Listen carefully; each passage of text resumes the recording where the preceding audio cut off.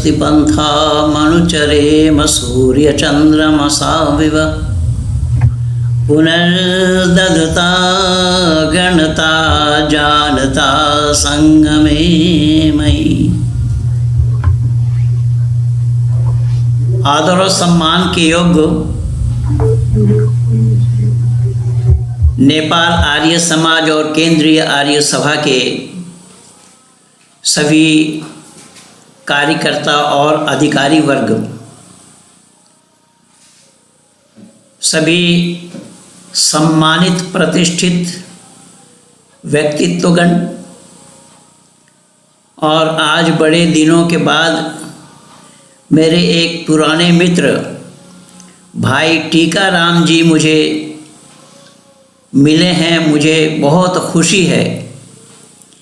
और टीकाराम जी को वो बातें याद है और उन्होंने ही नेपालगंज वाली बात कही अपने वक्तव्य में, और वाकई में वो हमारे लिए भी बड़ा ऐतिहासिक दिन था। कुछ लोग इकट्ठा हो गए थे कि ये बातें नहीं है, ये बातें नहीं है। तो भाई क्या बातें हैं, आप लाओ इसका प्रमाण। और वो मुफ्ती को बुलाते रह गए, आज तक बुला रहे हैं, न वो मुफ्ती आए और न वो लोग आए। भाई टीकाराम जी जीता जागता प्रमाण बैठे हैं, इसीलिए मैंने बोल दिया। मैं आप लोगों से जुड़ पाया हूँ मेरी पूज्य बहन किरण पाठक जी के माध्यम से। बहन जी मेरे साथ मेरे फेसबुक और मेरे चैनल में हैं, निरंतर हम भाई बहनों के विचारों का आदान प्रदान हम करते रहते हैं। चाहे मैं कुछ भी लिखूं या अपने वीडियो के माध्यम से अपने प्रचार भेजूं, बहन जी सुनती रहती हैं, प्रचार करती रहती हैं। तो आप जैसे अधिकारियों से भी उन्होंने अपना विचार दिया होगा कि महेंद्र पाल जी को भी बुलाना चाहिए। तो इस निमित्त मेरे पास कल फ़ोन आया एक भाई साहब का, और उन्होंने कहा कि मैं पुराना आर्य समाजी तो नहीं हूँ, अभी जो सम्मेलन हुआ था उस सम्मेलन के समय से मैं जुड़ा हूँ। मैंने कहा चलो बड़ी अच्छी बात है भाई, जब जागो तब सवेरा है। और हम लोगों का प्रयास तो यही है। ऋषि दयानंद भी जब कार्य क्षेत्र में उतरे थे तो काफिला उनके साथ था क्या? उनके साथ कोई बड़ा हुजूम नहीं था। और ये हुजूम वाले भी मेरे सामने बहुत आए और पीछे पा हटा लिया। जैसा उदाहरण के रूप में थोड़ी थोड़ी जानकारी आप लोगों को दे दूं, डॉक्टर जाकिर नाइक का नाम आप लोगों ने भी सुना होगा। केवल हम भारत में ही नहीं अपितु आप नेपाल वालों को भी खूब मालूम है। डॉक्टर जाकिर नाइक मेरे से 3 बार समय दिया और पीछे हटा। पहली बार तो उसने बोला क्या आप 1 लाख उपस्थिति दे देंगे क्या? मैंने कहा कि मेरे भाई आप 1 लाख उपस्थिति क्यों चाहते हैं? आपको 1 लाख की उपस्थिति क्यों चाहिए? आपके हजरत मोहम्मद साहब जब प्रचार में उतरे थे, तबलीग में उतरे थे, तो उनके साथ कितने लोग थे? आपको 1 लाख आदमी चाहिए? तो बोले नहीं, जहां मैं खड़ा होता हूं वहां 1 लाख लोग आ जाते हैं।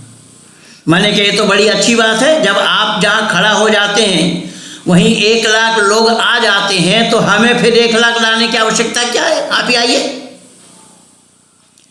क्योंकि ये लोगों के पास बुद्धि नाम की तो कोई चीज नहीं है। मेरे तर्क के सामने टिक नहीं पाया, भागा पीछे। डॉक्टर जाकिर नाइक का पर्दाफाश आप लोग भी देखे होंगे यूट्यूब चैनल में, सुदर्शन न्यूज चैनल में जाकिर नाइक का पर्दाफाश मेरा वीडियो लगा हुआ है। तो आइए आज इस वांगी के रूप में बहुत पुरानी बातों को कईयों को देखकर, माननीय भट्टराई जी से भी मेरा परिचय है। वो इधर मैं नेपाल में तो 85 से निरंतर जाता रहता हूँ। मैं काठमांडू में एक बार गया केवल, और महासम्मेलन में नहीं। महासम्मेलन में मुझे बुलाया ही नहीं गया, क्योंकि वो व्यवस्था दिल्ली वालों के पास है और दिल्ली वालों से मैं विरोध में हूँ। दिल्ली वालों का एक भी काम सही नहीं है, इसीलिए मैं टीका टिप्पणी करता रहता हूँ, इसीलिए मुझे नहीं बुलाया गया था।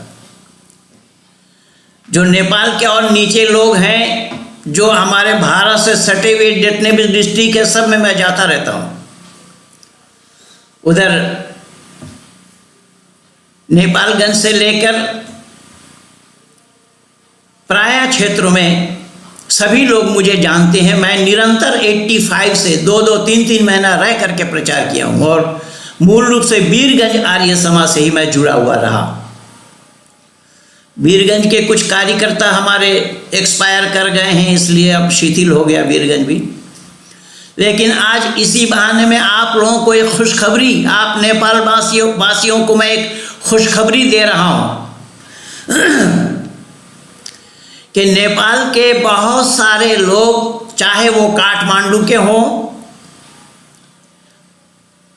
और पोखरा के हों और हमारे नीचे तराई क्षेत्र के हों, बहुत सारे लोग अरब कंट्री में नौकरी करते हैं और मेरे साथ जुड़े हुए हैं।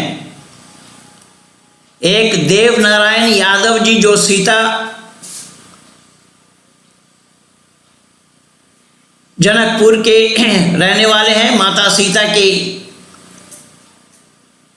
पितृस्थली के, राजा जनक के नाम से जो मशहूर है, उसी जनकपुर के रहने वाले हैं और अरब कंट्री कतर में वो सर्विस करते हैं, दोहा में। अरब का कतर का कैपिटल दोहा है, दोहा में नौकरी करते हैं। और मैं खुशखबरी इसीलिए भी देना चाहता हूँ आप नेपाल वासियों को, धन्यवाद भी मैं इसीलिए देना चाहता हूँ कि उन्होंने वहाँ पर आर्य समाज की स्थापना की। मैं भी सारा नियम और उपनियम उनको भेजा। ये बहुत बड़ा काम हुआ है। आज अंडमान निकोबार द्वीप में कोई आर्य समाज स्थापना करते हैं ये लोग, तो ये समझते हैं कि हम तो एवरेस्ट पर चढ़ गए। मैंने विनय आर्य को बोला, तो एवरेस्ट पर मत चढ़ो, कतर के दोहा में आर्य समाज की स्थापना करके दिखाओ। महेंद्रपाल जैसा देवनारायण यादव जी के माध्यम से हुआ है। तो इसलिए मैं इन लोगों के विचारों के साथ मेरी बनती नहीं है। मैं निरंतर बोलता हूँ और लिखता हूँ। अभी 3-4 दिन पहले ही मैं लिखा था कि सत्य के लिए जी रहा हूँ और सत्य के लिए मरूंगा। तो मुझे बड़ी खुशी हुई है आज बहन किरण पाठक जी के माध्यम से आप लोगों का सानिध्य पा रहा हूँ। भाई टीकाराम जी मिले और जो भजन हम लोग सुन रहे थे, इन्होंने भी बड़ा अच्छा नामकरण किया है, सबकोटा परिवार। सबकोटा परिवार ये बांग्ला भाषा है। और उन्होंने रविंद्रनाथ ठाकुर के लिए बोला, रविंद्रनाथ ठाकुर ने भी बोला है, तो डाक सुने क्यों ना आसे, तो अकेला चलो रे। तो ऐसा ही नहीं है, मैं अगर अकेला चलता होता तो आप लोगों के साथ कैसे जुड़ता। मैं अकेला नहीं हूँ, आप लोग सारे जुड़े हुए हैं। मुझे खुशी इस बात से है। सबकोटा परिवार अर्थात परिवार के सारे सदस्य, और उन्होंने अपने बेटियों को तैयार किया है। तो मैं हैरान इस बात से हूँ आपके इस कार्यक्रम में। आज आप लोगों ने मुझे पहली बार बुलाया और इतने दिनों से 18 सप्ताह से आप लोग कार्यक्रम चला रहे हैं, और मैं आज पहली बार आप लोगों से जुड़ा हूँ। लेकिन आप लोगों ने पहले जो कव्वाली सुनाया है ना, वो सिद्धांत विरुद्ध है। वो कव्वाली हमारे मन से नहीं होना चाहिए। हालांकि उसमें बोल कुछ अच्छे हैं कि माता पिता का दिल दुखाना नहीं चाहिए, ये तो बिल्कुल तयशुदा बात है। हमारे यहाँ पर मातृमान, पितृमान, आचार्यमान पुरुषो वेदः, ये वेद में बताया गया है। मातृमान पितृवान आचार्यवान पुरुषो वेदः। लेकिन जो कव्वाली सुनाया जा रहा था वो कव्वाली इस्लामिक भाषा में सुनाया गया और उसमें ये बोल भी आया कि जन्नत को दोज़ख ना बनाओ। भाई, तो जन्नत को अगर दोज़ख बना लिया फिर जन्नत का महत्व क्या रह जाएगा? ये शब्द ही गलत है, इसकी बुनियाद ही गलत है। जन्नत का दोज़ख बनना संभव नहीं और दोज़ख का जन्नत बनना संभव नहीं है। जन्नत को जन्नत रहना है, दोज़ख को दोज़ख बनाना है। हाँ, इतना तो ज़रूर है कि सुख और दुख, वैदिक मान्यता के अनुसार सुख और दुख का नाम जन्नत और दोज़ख होता है। पर जो कव्वाली सुनाया गया है उस कव्वाली में उस जन्नत की बात की गई जो मरने के बाद लोगों के दिल और दिमाग में समाया हुआ है। हमारे यहाँ पर मरने के बाद जन्नत नहीं है और न दोज़ख है। हमारे यहाँ जीते जी जन्नत है, जीते जी दोज़ख है। इसलिए मैं इसका स्पष्टीकरण देना उचित समझा। और सब कोटा परिवार ने भी जो गीत गाया है उसमें भी एक जगह वैदिक सिद्धांत के विरुद्ध है। आइए जरा वैदिक सिद्धांत, जो वैदिक विचार आप लोग सुनना चाह रहे हैं महेंद्रपाल आर्य के द्वारा, तो वैदिक सिद्धांत को भी जानना बहुत ज़रूरी होगा। तभी हम वेद को जान पाएंगे, वेद को समझ पाएंगे, वेद को आत्मसात कर पाएंगे, वेद पर आचरण कर पाएंगे। वैदिक सिद्धांत बड़ी ऊंची चीज़ है। इसीलिए मैं सीना ठोक करके कहता हूँ, दुनिया वालों के पास वो नहीं है जो हमारे पास है। अर्थात दुनिया वालों के पास वेद नहीं है, हमारे पास वेद है। हमारे और आपके पास, हमारे माने हम सब हो गए हैं, तो हमारे पास वेद है, ये दुनिया वालों के पास नहीं है। ये सबसे गौरवान्वित करने वाली बात है, गौरवान्वित होने वाली बात है। तो वैदिक सिद्धांत क्या है, वैदिक मान्यता क्या है, इसे जानना बहुत ज़रूरी है। वैदिक सिद्धांत और वैदिक मान्यता को जब हम जानेंगे तो हमें ये पता लगेगा कि स्वर्ग सुख विशेष को कहा जाता है। जहाँ पर सुख और शांति, चैन और अमन हो वो स्वर्ग है, और जहाँ इसका विपरीत है वो नरक है। तो स्वर्ग बनाया जाता है और स्वर्ग बनाने पर जो ना बन पाया तो उसी का नाम नरक है।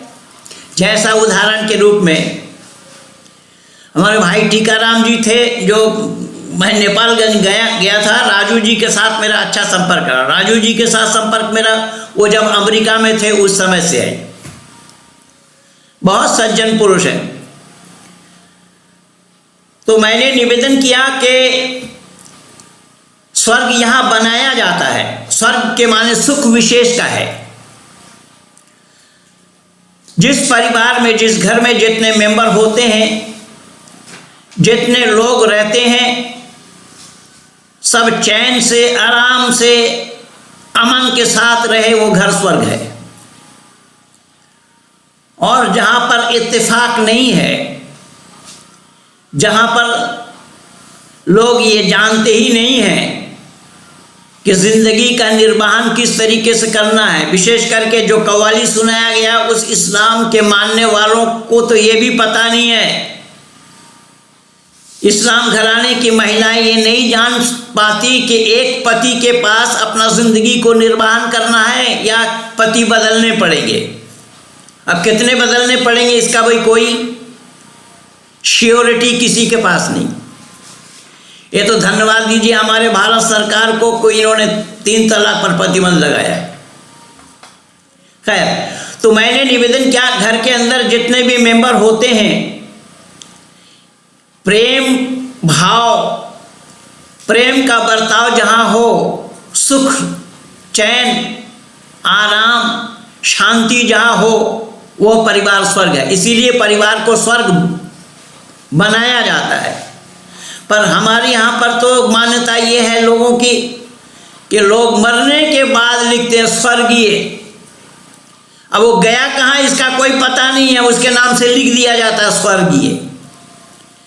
और लिखने वालों को पता लग रहा है कि जैसे कि वो देख करके आए होंगे कि वो स्वर्ग में हैं। ये संभव नहीं है। मरने के बाद ही फौरन उसके नाम से लिख देते हैं लोग स्वर्गीय।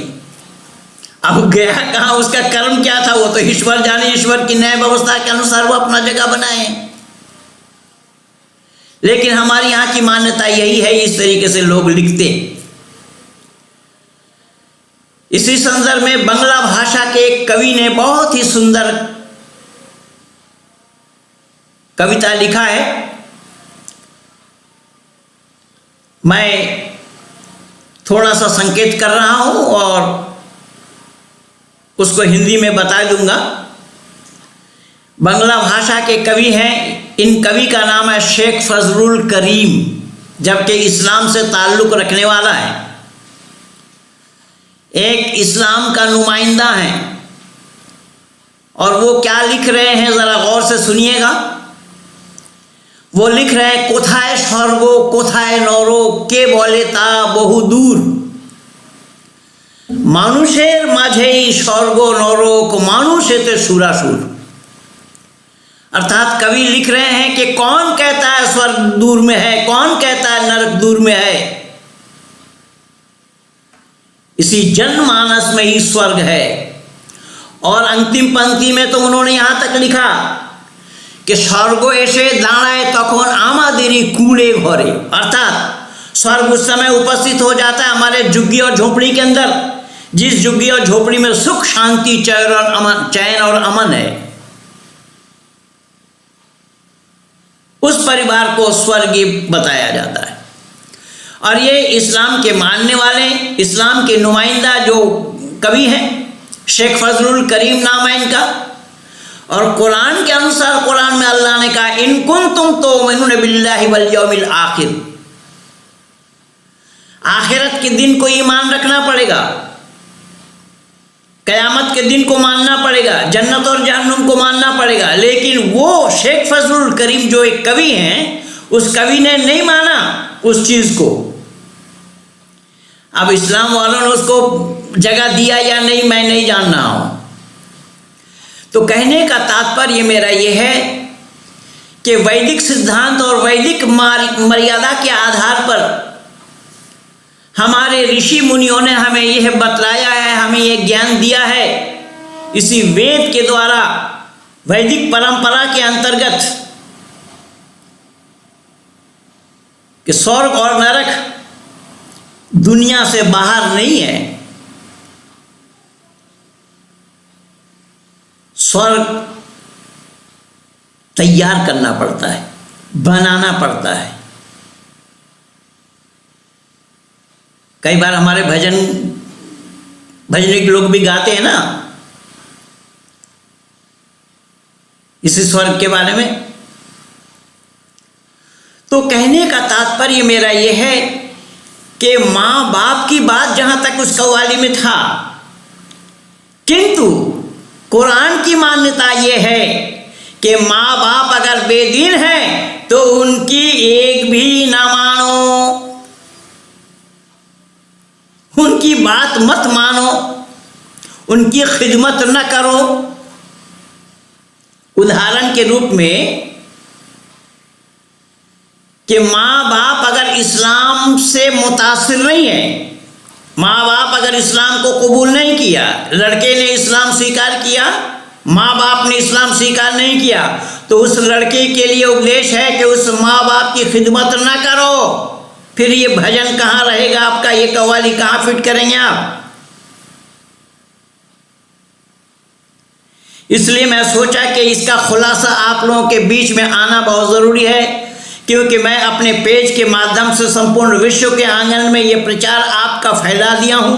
और ना मालूम किन किन देशों से लोग लगे हुए हैं, जुड़े हुए हैं हमारे साथ आपके कार्यक्रम में।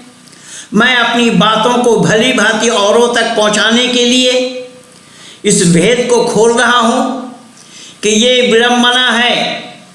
हमारे वैदिक मर्यादा में ये कहीं नहीं पाएंगे आप कि माता पिता चाहे कहीं भी हो, अगर आप कहीं हैं तब भी आपके लिए परम कर्तव्य है उन माता पिता का सेवा करना। हमारे यहाँ मना ही नहीं है, लेकिन कुरान में साफ अल्लाह ने मना किया है। अगर बच्चे ने इस्लाम कबूल कर लिया और माँ बाप इस्लाम कबूल नहीं किया, तो उस लड़के से बताया अल्लाह ने कि ऐसे माँ बाप की सेवा न करो। तो फिर ये जो भजन गाया गया है कि माँ बाप को दुख न करो, माँ बाप ने कितनी मुसीबतों को झेला, तुम्हें बोलना सिखाया, तुम्हें क्या क्या तुम्हारे लालन पालन में, यानी माँ का ताड़ना और पिता का पालना। या तो यूं समझिए, पिता का पालना, गुरु का ताड़ना और माँ का पुचकारना, ये 3 से बच्चे की जिंदगी बनती है। फिर याद रखिएगा, पिता का पालना, माँ का पुचकारना और गुरु के ताड़ना, इन तीनों से बच्चों की जिंदगी बनती है। ये हमारे यहाँ वैदिक सिद्धांत को छोड़ करके दुनिया में कहीं पर नहीं है, किसी के पास नहीं है, कोई जानता ही नहीं है। क्योंकि वो वेद नहीं जानता है, तो इस वैदिक सिद्धांत, वैदिक मान्यता को कहां से जानेंगे। इसलिए माता पिता की, क्योंकि सबसे पहला गुरु यहां मां को बताया गया है। हमारे यहां वैदिक संस्कृति में, मैं पहले ही बोला, यहीं से शुरू किया मैंने, मातृमान पितृमान आचार्यमान पुरुषो वेदः, सबसे पहला गुरु मां को बताया गया है। और वैदिक संस्कृति में माता निर्माता भवती कहा गया है। मां निर्माण करती है, बच्चों का जीवन मां के द्वारा निर्माण होता है, पिता निर्माण करने वाले नहीं हैं, पिता केवल पालने वाले। इसीलिए मैं बोला ना, पिता का पालना और मां का पुचकारना और गुरु का ताड़ना। इसीलिए कहूंगा कि गुरु कुम्हार शिष्य कुंभ, गड़गड़ काड़े टोक, अंदर हाथ सहाय ले बाही मारे चोट। देखा होगा आपने, जो मिट्टी का सामान बनाते हैं कुम्हार, वो जब कच्चा मिट्टी का मटका बनाता है, अंदर में उसका हाथ का सहारा होता है और ऊपर से चोट लगा करके उसको ठीक करता है। तो ये हमारे यहाँ वैदिक संस्कृति में गुरु के लिए कहा गया है। इसीलिए गुरु की ताड़ना, गुरु माँ के लिए भी, पिता के लिए भी, माता शत्रु पिता वैरी, ये भी आया है कि पढ़ते समय बच्चे को, संतानों को शत्रु के समान जानना चाहिए और भोजन कराते समय मित्र के समान जानना चाहिए। तो हमारे यहाँ वैदिक संस्कृति में कोई ऐसा विषय नहीं है जो ना पाया जाए, ना मिले, ना दिखाई पड़े, ऐसा कोई विषय नहीं है। लेकिन दुनिया वाले ये नहीं जानते, दुनिया वालों के पास ये है नहीं है। इसलिए मैं निवेदन कर रहा हूं, उस भजन के ऊपर ही मैं बोलूं तो आज पूरा समय उसी में ही लग जाएगा। वो मैं यहां नोट किया हूं कई शब्द। तो मैं 1 सप्ताह तक आप लोगों के बीच में हूं, मैंने प्रॉमिस किया है, सप्ताह भर का समय आप लोगों को दिया है। तो मेरी गुजारिश ये है, मेरी प्रार्थना और विनती ये रहेगी कि ऐसी भजन को ना सुनाया जाए, विशेष करके मुझे, तो फिर ताकि आप लोगों को भी परेशानी हो। क्योंकि वैदिक सिद्धांत के खिलाफ मेरा कान सुनता नहीं है और जुबान बोलती नहीं है। मैं संपूर्ण विश्व के आंगन में अपनी छवि बनाया हूं स्पष्ट वक्ता और स्पष्ट लेखक के नाम से। इसीलिए मैं अपना पराया नहीं देखता, मैं पक्ष और विपक्ष नहीं देखता। लोग कई बार कह देते हैं, पंडित जी आप अपने को भी नहीं देखते। मैंने कहा भाई, अपना पराया मेरे पास क्या है, मैं तो पक्षी नहीं हूं जो पक्ष और विपक्ष करूं। मैं पक्षी नहीं हूं, मेरे सामने केवल हक और नाहक है, मेरे सामने केवल हक और बातिल है, मेरे सामने केवल सत और असत है। कई बार लोग कहते हैं, अभी 2 दिन पहले की घटना है कि एक वीडियो चैनल में दिखाया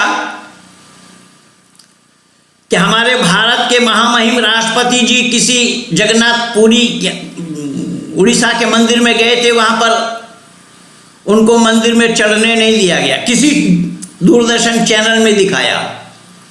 तो अभी वीएचपी वालों ने जब उनसे चंदा मांगने के लिए गया तो उन्होंने 5 लाख 1 या 5 लाख 100 ऐसा कुछ दिया, चेक दिया। तो मैं उसी समय ट्विटर में लिखा कि अभी मंदिर में चढ़ने जिनको नहीं दिए थे उनसे चंदा मांगने के लिए चले गए। तो एक ने विरोध किया, एक ने कहा कि ये झूठ है। भाई ये झूठ है तो झूठ मैं बोल रहा हूं, जो दूरदर्शन में दिखाया उसको जाकर के बोल झूठ। पर मूर्खता की हद हो गई, लोगों में ये समझदारी नहीं है कि वो बोल क्या रहे हैं।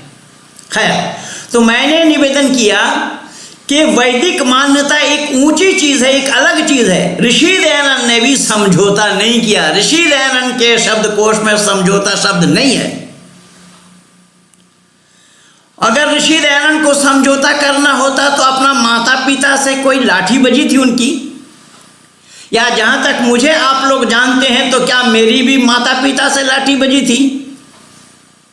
मैं तो अपना सिद्धांत को देखा, ऋषि दयानंद को पढ़ा, सत्यार्थ प्रकाश को पढ़ा। सत्यार्थ प्रकाश को पढ़ने के बाद मैंने सत्य को ग्रहण करने में और असत को छोड़ने में सर्वदा उद्यत रहना चाहिए, ऋषि दयानंद ने आर्य समाज के 4था नियम में लिखा है। तो फौरन मैंने सत्य को ग्रहण करने में देर नहीं लगाई। इसीलिए मेरे पास अपना पराया नहीं होता, मेरे पास केवल हक और बातिल होता है, मेरे पास केवल सत्य और असत होता है। जो सत्य है उसको बोलना है, जो असत है उसको भी डंके के चोट पे कहना है। और ये मेरी बात नहीं है, आज आप लोगों को भी मैं सुना देता हूं, सुनिए। ये ऋषि दयानंद की मान्यता है और मैं दावा के साथ कलेजा ठोक करके, सीना ठोक करके कह रहा हूं कि ये वाक्य तो केवल ऋषि दयानंद के लिए ही कहना था। कोई और धरती पर इतने महापुरुषों का आगमन हुआ किसी ने भी नहीं कही ये बात। क्या बोला ऋषि ने? ऋषि ने बोला सत्य का बोलना और बुलवाना। शब्द पर ध्यान देना, ऋषि दयानंद क्या लिख रहे हैं सत्यार्थ प्रकाश में कि सत्य का बोलना और बुलवाना। भाई अपने आप में सत्य बोले तो बहुत बड़ी बात है। ऋषि दयानंद कह रहे हैं बुलवाना। किससे बुलवाना? औरों से बुलवाना। केवल इतना ही नहीं, ऋषि ने कहा कि सत्य का बोलना और बुलवाना, असत्य को छोड़ना और छुड़वाना मैं अवश्य समझता हूं। अब इससे अंदाजा लगाइए, लोग सत्य तो बोलना नहीं चाहते। अगर सत्य बोलना चाहते होते तो आज ये दांव पेच क्यों कैसा चल रहा है सब, ये सब होना संभव नहीं था अगर सत्य के पक्षधर होते तो। सत्य को दुनिया ने जाना ही नहीं, सत्य को दुनिया ने अपने नजदीक आने ही नहीं दिया, इसीलिए असत्य के पक्षधर हुए। और ऋषि दयानंद कह रहे सत्य तो मैं बोलूंगा ही, औरों से भी बुलवाऊंगा। भाई औरों से बुलवाना कितना कठिन काम है, इससे अंदाजा लगा लीजिए आप आर्यजनों। अपने आप बोलना ही बहुत बड़ी बात है, औरों से बुलवाना। ऋषि दयानंद कह रहे औरों से बुलवाना। केवल इतना ही नहीं, असत्य को छोड़ना, औरों से छुड़वाना। क्या कमाल किया है ऋषि ने। मैं तो शैदाई ऋषि दयानंद का इसीलिए बना।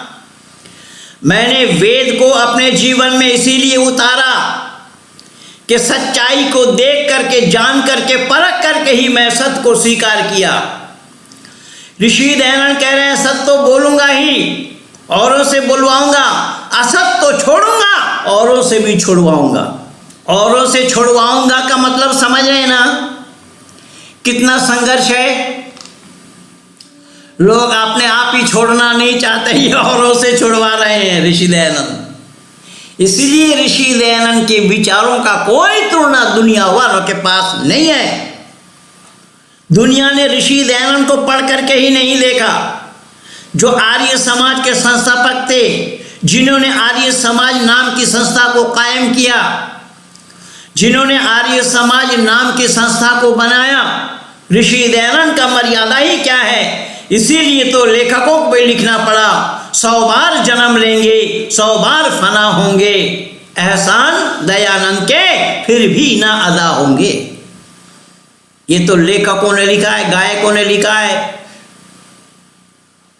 कवियों ने लिखा है। और साथ साथ मैं सब कोटा परिवार को भी एक बात बता देता हूं। उन्होंने जो भजन गाया, भजन तो ठीक है, लेकिन उसमें एक शब्द है, इन्होंने परमात्मा को ही खेवैया मान लिया कि परमात्मा पार लगाएंगे।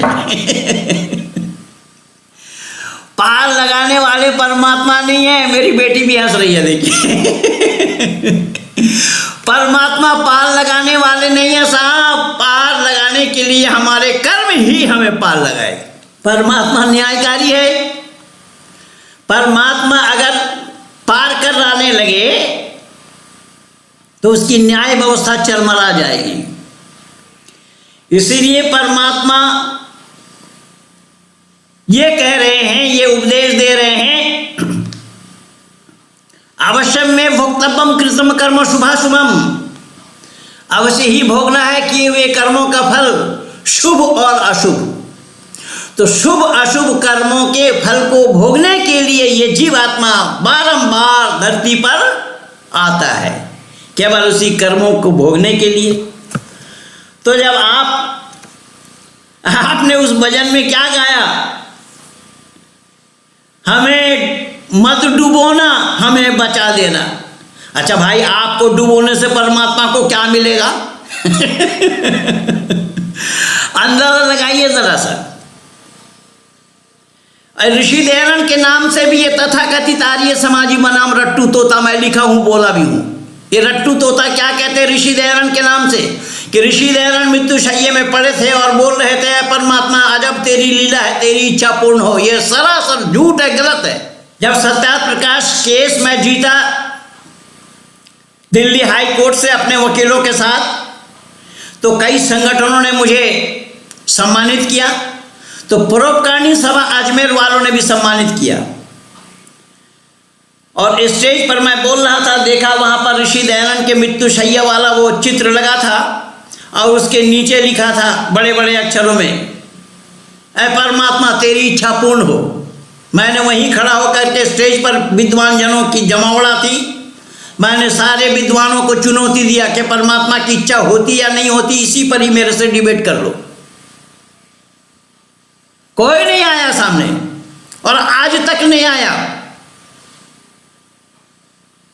मैं दावा के साथ कह रहा हूं कि यही तो सब कारण बना कि वेद में तो मिलावट किया जाना संभव नहीं है, इसलिए लोग मिलावट नहीं कर पाए, वरना ऋषि कृत किताबों में मिलावट किया है। बंधुओं याद रखना, ऋषि कृत किताबों में जो मिलावट हुआ है ना, वो किसी गैर आर्य समाजियों ने भी नहीं किया। नेपाल के आर्य समाज के लोगों जरा ध्यान से सुनना, और विश्व के आंगन में कहां कहां से आर्य कहलाने वाले जुड़े हुए हैं, जुटे हुए हैं, वो जरा ध्यान से सुनना मेरी बातों को। ऋषि दयानंद के ग्रंथों में मिलावट करने के लिए अरब से लोग नहीं आए, और जिस पाकिस्तान को हम और आप दुश्मन मानते हैं, वो पाकिस्तान से भी लोग नहीं आए, ना बांग्लादेश से आए, ना किसी इस्लामिक कंट्री से आए। ऋषिकृत ग्रंथों में अगर मिलावट किया है तो ये तथाकथित आर्य समाजी रट्टू तोताओं ने मिलाया है। वेद में मिलावट किया जाना संभव नहीं है। मेरा एक वीडियो लगा हुआ है यूट्यूब में, आप देखेंगे, मैं और मेरी बेटी जिसको 2 वेद कंठस्थ है, अष्टाध्यायी महाभाष्य कंठस्थ है, जो पीएचडी कर रही है अभी, हम बाप बेटी ने मिलकर के ये बोला कि वेद में मिलावट किया जाना संभव नहीं है। अरे मिलावट तो दूर की बात, कलम का नींव भी कोई नहीं रख सकता, कलम का नींव भी नहीं रखा जा सकता। कलम के नींव रखेंगे तो अक्षर बन जाएगा, नासिका वचनोन्नासिका। मैं बहुत ऊंची बात आप लोगों को दे रहा हूं। वेद तो हम पढ़ेंगे, पहले हम जान लें ना क्योंकि हम अनाज खेत में तब बोते हैं जब खरपतवार निकाल लेते हैं। आप सभी लोग बेशक काठमांडू में रहते हैं, पर काठमांडू में तो खेती होती नहीं है, और जो खेती नीचे करने वाले लोग हैं उन लोगों को आप लोग इतना प्रोत्साहित नहीं करते। पर जो नीचे तराई में जो लोग खेती करते हैं वहां जा करके देखिए, अनाज बोने से पहले जो खेत में खरपतवार है, घास फूस है, उसको पहले निकाला जाता है, उसको बाहर किया जाता है, तब लोग अनाज बोते हैं। और एक बार नहीं, कई बार ऐसा ही उस घास फूस को बाहर करना पड़ता है, तब अनाज बोया जाता है। हमारे यहाँ पर भी ऋषि दयानंद की मान्यता यही है, अविद्या का नाश और विद्या की वृद्धि करनी चाहिए। कल हमें भाई साहब जब ये प्रोग्राम दे रहे थे तो उस समय वो भी बोल रहे थे कि मैं आपके वीडियो देखता हूँ, आपका विषय तो बड़ा रोचक तो होता ही है, लेकिन कईयों के खिलाफ होता है। मैंने कहा भाई मैं किसी के खिलाफ तो बोलता ही नहीं, मैं असत और अधर्म के खिलाफ बोलता हूं, तो क्या असत और अधर्म के खिलाफ ना बोला जाए? और ऋषि दयानंद तो यही कह रहे हैं, ऋषि दयानंद कह रहे हैं कि अनाज उस घास में मत बो, वो घास में अनाज बोगे तुम्हारा फसल हो नहीं पाएगा, फसल होने नहीं देंगे, फसल पैदा नहीं हो पाएगा उस घास में। इसलिए ऋषि कह रहे हैं अविद्या का नाश और विद्या की वृद्धि होनी चाहिए। लेकिन आज अविद्या में ही आच्छादित है आर्य समाज नामी संस्था, और संस्था के कार्यकर्ता अधिकारी वर्ग, ये मूर्ख लोग विद्वानों पर राज कर रहे हैं। सच्चाई मैंने निवेदन किया कि ऋषि दयानंद की जो मान्यता है कि परमात्मा ना तो हमें डुबोता है और ना बचाता है, हमें डुबोने वाला हमारा कर्म है, कर्म ही हमें डुबोता है और कर्म ही हमें बचाता है।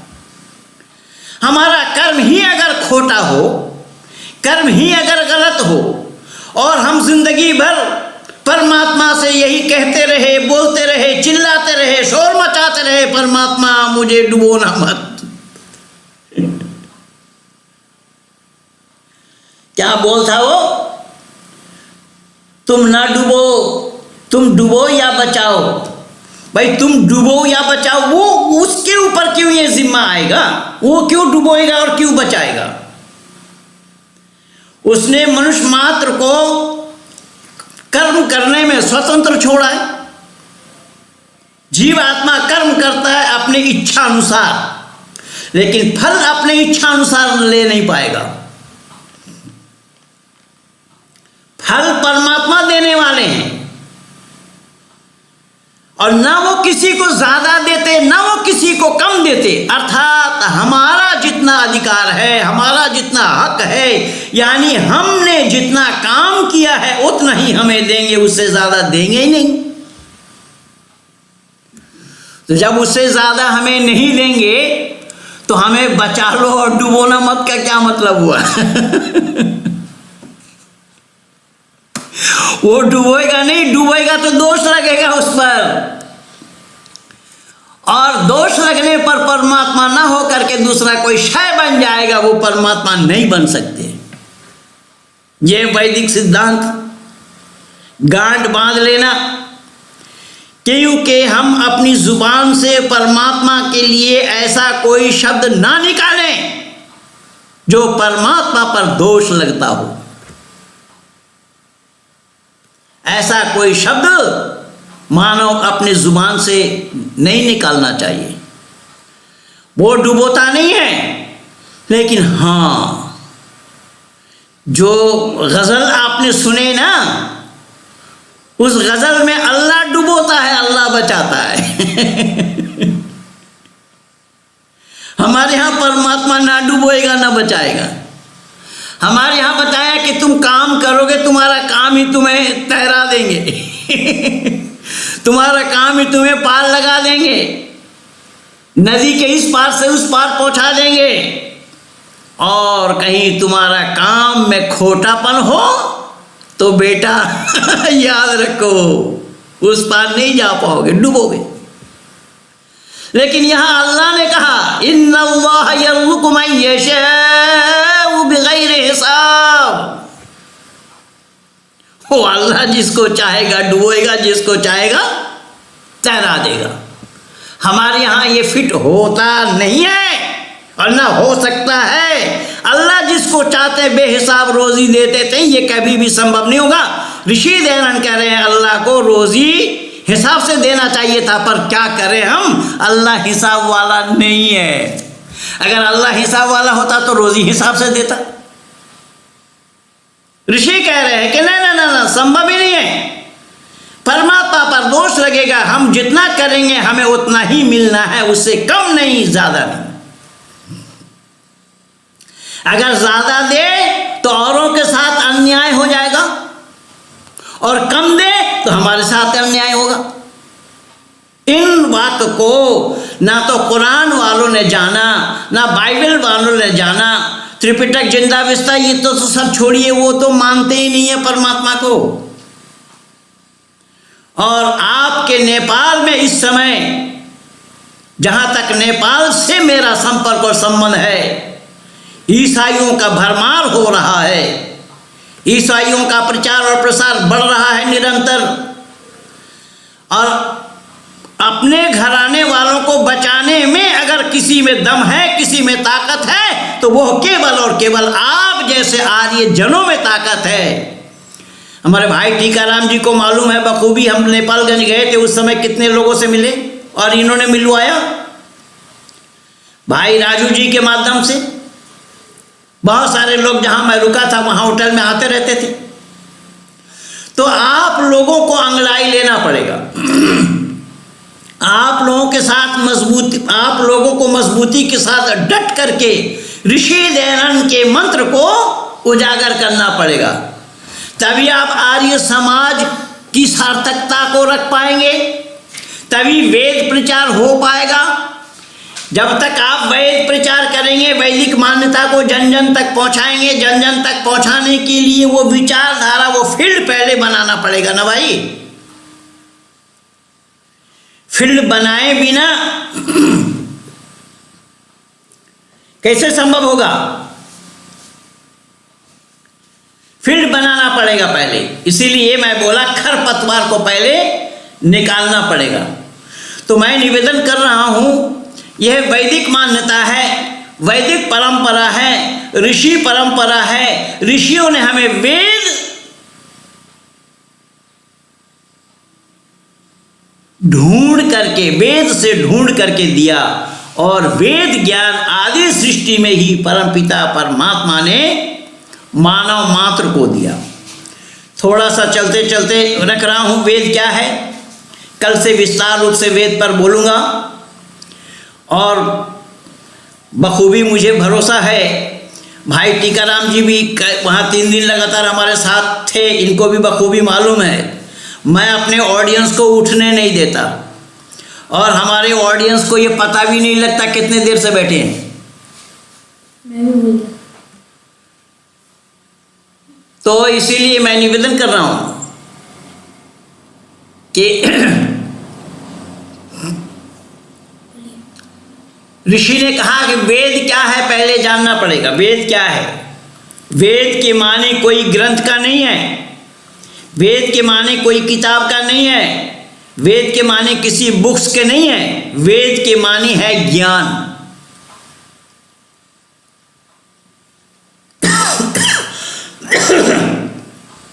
विद जाने, विद विचारे, विद सत्तायाम, विद लाभे, ये सब वेद का अर्थ होता है। वेद के अर्थों में यही सब लिया गया है। वेद के मानी है ज्ञान। तो फौरन सवाल आएगा, किसका ज्ञान? फौरन जवाब मिलेगा, परमपिता परमात्मा का दिया हुआ ज्ञान। तो फिर पूछेंगे किन के लिए? तो जवाब आएगा मानव मात्र के लिए। यथेवं वाचम कल्याणी महाबदानी जनेभ्य, यह कल्याणी वाणी मानव मात्र के कल्याण के लिए है। ये कोई जाति विशेष के लिए, वर्ग विशेष के लिए, संप्रदाय विशेष के लिए नहीं है। वेद से इतर जितने भी किताबें हैं, जितने भी ग्रंथ हैं, वो सब विश्व के मानव मात्र के लिए नहीं है। मैंने एक चर्चा भी कुरान की है, तो कुरान की चर्चा जब मैंने आप लोगों के सामने किया तो उसका एक उदाहरण देना चाहता हूँ। कुरान मानव मात्र के लिए नहीं है। या अय्युहल्लज़ीना आमनू,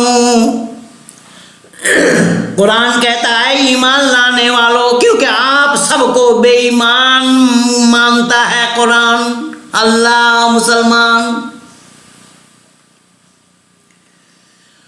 कुरान को जो नहीं मानता है वो ईमानदार नहीं है, चाहे आप जितने सदाचारी क्यों ना हो, जितने सत्यवादी क्यों ना हो, जितना दानी क्यों ना हो, जितना परोपकारी क्यों ना हो, जितना अच्छा काम करने वाले क्यों ना हो, लेकिन अल्लाह के नज़दीक इसकी कोई जगह नहीं है। अल्लाह ने उन सबको बेईमान माना। अभी हमारे भारत में पिछले दिन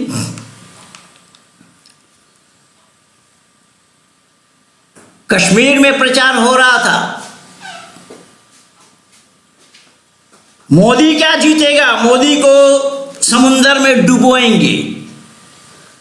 जब मोदी को समुंदर में डुबोएंगे बोला फारूक अब्दुल्ला, उसका बेटा, ये पूरा परिवार, और उसी समय जम्मू में बाढ़ आ गया। बाढ़ आने से वो पिता पुत्र ही डूबने लगे और ये मोदी जी ही खेवैया बन करके वहां गए, जैसे हमारे भाई खेवैया सुना रहे थे। मोदी जी खवैया बन करके वहां उन लोगों को पार लगाया। उसी समय मैंने सवाल उठाया, क्या इस्लाम के मानने वालों, जरा आप लोग अपने अल्लाह से पूछो कि मोदी जो इतने लोगों के जान बचाए हैं मुसलमानों के, क्या मोदी जी कभी जन्नत में जा सकेंगे? अल्लाह भेजेंगे जन्नत में, स्वर्ग में? जो जन्नत वाला गीत आप लोग सुन रहे थे, अल्लाह ने मना किया, नहीं, मोदी तो नहीं जा पाएगा। बोले केवल मोदी ही नहीं, मोदी का पूरा परिवार नहीं जा पाएगा कभी भी। जो गैर इस्लामी लोग हैं वो कभी भी नहीं जा पाएगा। अब इससे अंदाजा लगा लीजिए भेदभाव कहाँ मानव समाज के अंदर। पर करे तो क्या करे, कुआं में ही भांग डाल दिया गया है। अभी मैं पिछले दिन देख रहा था, माननीय हमारे भारत के प्रधानमंत्री गए थे अलीगढ़ विश्वविद्यालय में, जाने के लिए विरोध हो रहा था पहले, लेकिन मोदी जी जाकर के वहां बड़े अंदाज से ऋषि दयानंद की मान्यता के आधार पर उन्होंने अपना व्याख्यान दिया। और पत्रकार लोग गांव-गांव में घूमने लगे, वहां ये मकान किसने बना, मकान किसने बनाया। तो मकान बना, मकान के मालकिन सब मुसलमान महिलाएं थी। बोले मोदी ने बनाई, प्रधानमंत्री जी ने बनाई, अल्लाह का बड़ा रहम है, अल्लाह के रहम है, अल्लाह ने रहम किया। तो ये पत्रकार, ये हमारे इतने मूर्ख हैं, ये पत्रकार उन महिला से ये नहीं पूछे कि अल्लाह ने रहम किया किस पर, तुम पर किया तो मोदी के द्वारा किया, तो मोदी के द्वारा किया तो मोदी को भी अल्लाह जन्नत भेजेंगे क्या? ये नहीं पूछ पाए, पर पूछना चाहिए था मुंह पर ये दुर्भाग्य है। इसलिए मैंने बोला कि हमारे यहाँ पर भेदभाव नहीं है। यथेमं वाचम कल्याणी महापदानी जलभ्या, वेदवाणी कल्याणी वाणी मानव मात्र के कल्याण के लिए है। हमारे यहाँ पर कोई भेदभाव नहीं है। वेद में कोई भी उपदेश परमात्मा का आर्य समाजी के लिए नहीं आया, हिंदू शब्द के लिए नहीं आया, हिंदुओं के लिए नहीं आया, भारतीयों के लिए नहीं आया। यथेमं वाचम कल्याणी महापदानी जलभ्या, यह कल्याणी वाणी मानव मात्र के कल्याण के लिए है। पर ये जो ऊंची चीज है वेद की, दुनिया वाले नहीं जानते। इसीलिए मैंने बोला कि वेद क्या है। वेद माने ईश्वरीय ज्ञान है। किन के लिए है? मानव मात्र के लिए है। कब से है? कि आदि सृष्टि से है। आदि सृष्टि से है, जब से दुनिया बनी, जब से चांद और सूरज है, उस समय से ही वेद है। उसमें ज्ञान कितना है? बोले जितना तुम चाहो उतना है। तुम्हारे पास दिमाग की जितनी कैपेसिटी है, जितना तुम उसमें से निकालना चाहोगे उतना है। वेद ज्ञान समाप्त होता नहीं, होगा भी नहीं।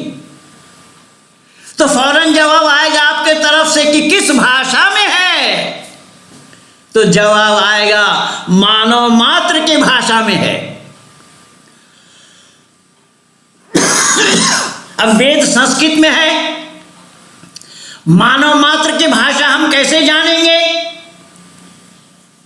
तो इसका सारा लब्ब लुबाब वेद के आधार पर, वेद को हम क्यों मानते हैं, मानव मात्र को क्यों मानना चाहिए, वेद ही ईश्वरीय ज्ञान क्यों है और वो संस्कृत में ही क्यों है, मानव मात्र का भाषा क्यों है, कैसे है, ये आदि आदि ये सारा प्रमाण मैं आप लोगों को निरंतर सप्ताह भर देता रहूँगा। जितना समय आज आप लोगों ने मेरे लिए मुकर्रर किया था वो समय बिल्कुल करीब हो रहा है। मैं अतिक्रमण करना नहीं चाहता, अतिक्रमण करना उचित भी नहीं है। न मालूम कितने व्यस्तता आप लोगों ने छोड़ करके इस विचारों को सुनने के लिए यहाँ उपस्थित हुए हैं। आप लोगों का मैं तहे दिल से आभार व्यक्त करता हूँ। आभार व्यक्त करता हूँ मैं बहन जी किरण पाठक जी का, कि जिन्होंने मेरे विचारों को हमेशा वो पढ़ते रहते हैं, वीडियो देखते रहते हैं, सुनते रहते हैं और आप लोगों तक मेरी बातों को उन्होंने पहुंचाया कि भाई महेंद्र पाल जी को भी बुलाना चाहिए। तो जिस सज्जन ने, उनका नाम तो मैं पूछा नहीं, जिन सज्जन ने कल मुझे निमंत्रण दिया, मैं उन सब का आभारी हूँ। और ये दो परिवार जो सब कोटा परिवार और भाई टीकाराम जी, ऐसे लोगों से मिला दिए हैं मुझे, मैं धन्य हो गया हूँ। और भट्टराय जी को भी मैं देख रहा था लेकिन बाद में दिखाई नहीं पड़े। भट्टराय जी से भी मेरा संपर्क रहा, वो कि कई बार आते रहते हैं। भट्टराय जी वही है जो आपके काठमांडू में सबसे बड़ा मकान जिनका है, वो भट्टराय जी हैं। वो आर्य समाज के ही कार्यकर्ता हैं और कई बार मुझे मिलते रहते हैं। नीचे जहाँ भी मैं कार्यक्रम में होता हूँ वो आते हैं वहाँ से। तो मैं आज जितना समय आप लोगों ने दिया था या मुकर्रर किया था, निर्धारित किया था, वो समय बिल्कुल पूरा हो रहा है। मैं आप लोगों से विनती करूँगा कि निरंतर कल से हम और आप जुड़े रहेंगे और सप्ताह भर आपका ये कार्यक्रम चलता रहेगा बिना बाधा और विघ्न के। आप लोग इसी वैदिक विचारों को, वैदिक विचार को औरों तक पहुंचाने के लिए आप लोग भरसक प्रयास करें और जहाँ तक हो सके वीडियो को, जो वीडियो आप लोग बनाए होंगे तो उसको लाइक करें, शेयर करें, सब्सक्राइब करें और आइकन बेल दबाना ना भूलना। जन जन तक पहुंचाने का प्रयास करेंगे। इन्हीं शब्दों के साथ आप सब लोगों को नमस्ते के साथ बहुत बहुत धन्यवाद। कहिए सत्य सनातन वैदिक धर्म की जय।